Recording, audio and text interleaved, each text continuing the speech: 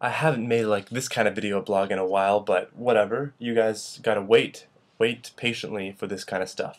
So, um, I left Lumiere, the dormitory of Ryukoku University, which I was going to before, and now I am in Osaka. But yeah, the room is not quite the same as Lumiere was. Honestly, what can you expect? Lumiere was way out in the boonies, in the Inaka, and this is the city. This is Osaka. You can't get doesn't get better than this. This is like the New York of Japan or something like that. But I know you guys can't see the video I made of the Lumiere residence I was living in because I made that private. But I'll give you a tour of my new room in Osaka. Uh, from the beginning, it probably looks exactly the same, just like a white wall in the background. But if you actually look around, this is the entirety of my room. We've got some orange curtains, all right, and then this is the wall that the computer was facing. Some Ethernet, oopsie daisy, some Ethernet stuff, some electricity. You got me again, looking ugly. You got a bed, which I haven't made yet. I literally just arrived. You got my suitcase, and then over here you've got the whatever it's called, like some shelving, I guess, and the door, which is right there. So all in all, it's not a very big space. Window, door, back wall, front wall. So that's the space that I'm living in, and it's actually more expensive than the place I was at before. But what can you do? There's not much we can do about that, so beggars can't be choosers. I'm living here for the next month. Now, interestingly, I do have a funny story for you guys. I was on the way here on the train, and, well, things didn't start off in Osaka very well.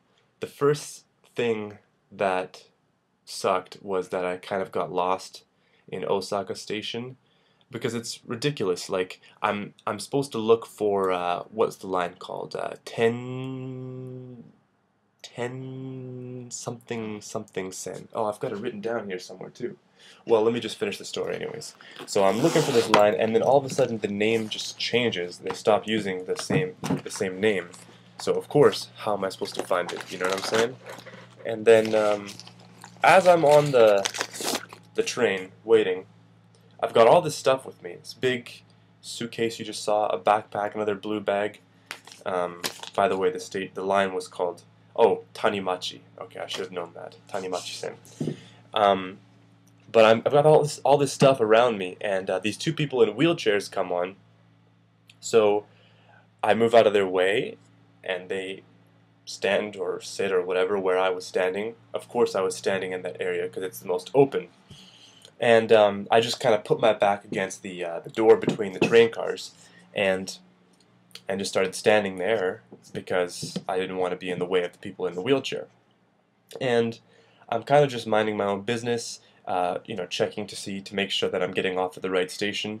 And all of a sudden, this little girl from like way in the back of the train, like, starts walking towards me, and she's like looking at me like this, and I'm trying to ignore it because obviously, like, I don't want to feed her desire to like be curious about foreigners. I like, you know, she's, I don't want to encourage her to like look at foreigners. I don't really care if she looks at me because I'm a foreigner, but I just didn't want to look like a weird foreigner talking to some little, 5-year-old schoolgirl, and I really didn't expect her to have anything interesting to say. So I'm just standing there, and she's walking straight towards me. And at first I was like, okay, like, where's your mom? Where's your dad? Or where's your family or anything? Where's your handler? But unfortunately there was no handler. She just walks straight up to me, of all people, and then just kind of stands there. And I'm looking down at her, I looked in her eyes, and she was looking up at me like this. And I was like, this is too awkward. She's not even saying anything. So I just kind of like looked away, and at this point, I realized how funny the whole situation is. So I kind of cracked a smile, but that didn't really solve the problem. And I was kind of waiting for her to like say something. Like, if you're gonna say something, go ahead. if you're not going to say anything to this weird gaijin, if you don't have any questions or anything, then, you know, just stop looking at me. So I pulled out this guide I had written for myself to figure out how to get here, and started reading it to just kind of distract myself, but I'm still kind of cracking a smile like, this is awkward, and she's still looking at me, and so I put it back in my bag, and she's like staring at that time. She must have thought I was like trying to find a candy for her or something. But finally, she looks up at me and she goes, "Sumimasen," and I said, "Hai." And then she just kind of goes, and I realized she didn't care about me. She didn't give two hoots about me. She just wanted me to move out of the way so she could get through the door. So I had been standing there, blocking her way to the door, intentionally not making eye contact with her, and just ignoring her for like a good 30 to 45 seconds. And that was very embarrassing. And I said, "Gomen nasai," which means I'm sorry, very sorry. But I don't think it fixed the problem. She still looked at me like, "You weirdo, what are you doing here in Japan?"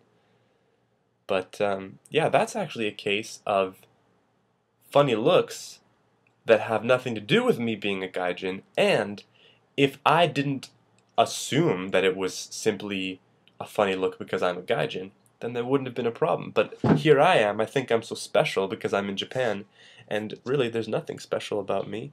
It's just that I need to get out of people's way sometimes. So, yeah, let that be a lesson to all of you people. Okay, take care.